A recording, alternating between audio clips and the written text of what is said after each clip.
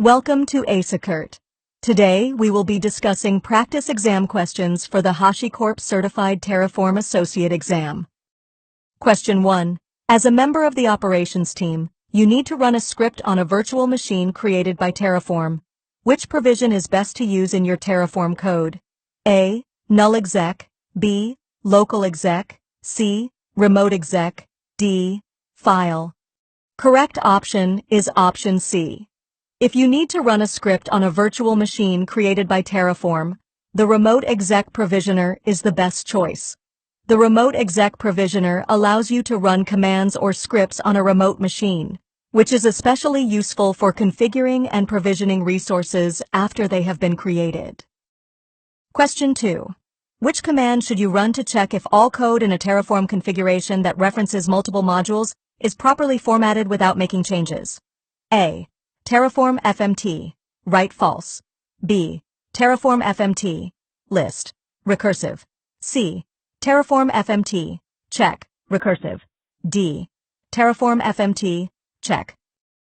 Correct option is option C.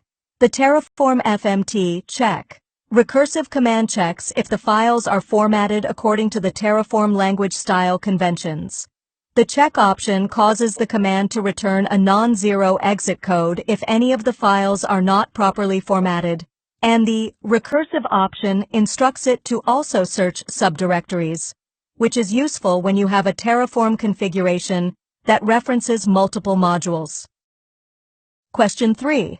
How do you specify a module's version when publishing it to the public Terraform module registry?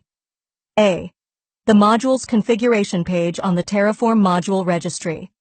B. Terraform module registry does not support versioning modules. C.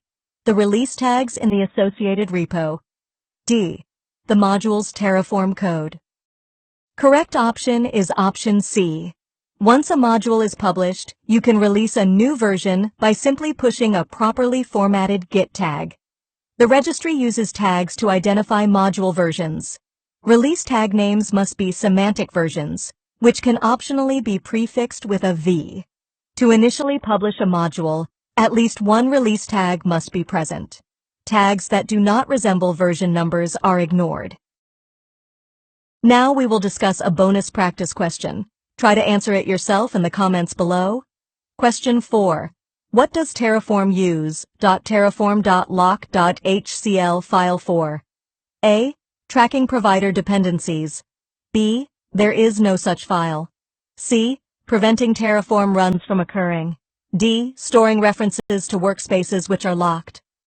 For a full list of practice questions, drop an email at acert6@gmail.com. Thank you for watching.